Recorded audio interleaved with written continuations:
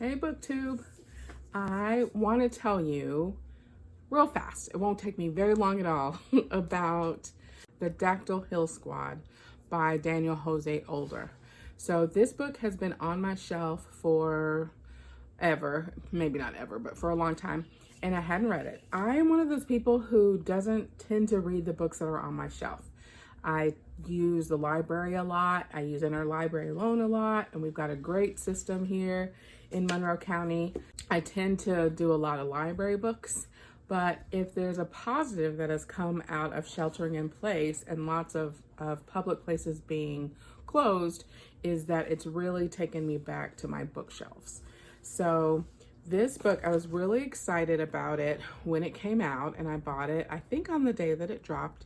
But I'd really kind of forgotten the plot of it. So the Dactyl Hill Squad is historical fantasy, which I like to think of as historical super fiction in the early 1860s.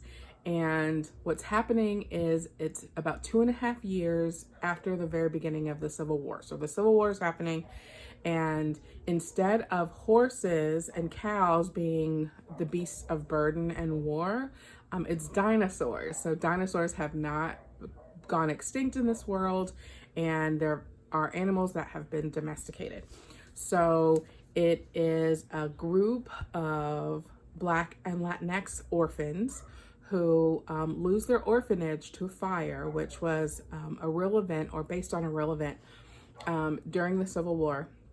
And they're all, they've all kind of fallen in to a mission with a group of adults who are working to help Black people who are basically being sold back to the South for slavery.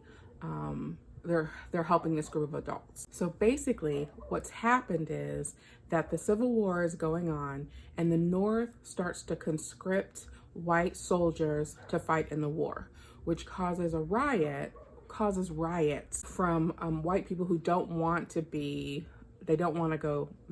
fight. So a lot of that aggression is targeted towards Black people because they're kind of seen as the reason why the war is happening. These kids are kind of caught up in some of what's happening in Manhattan. So it's really interesting, especially because of the dinosaurs.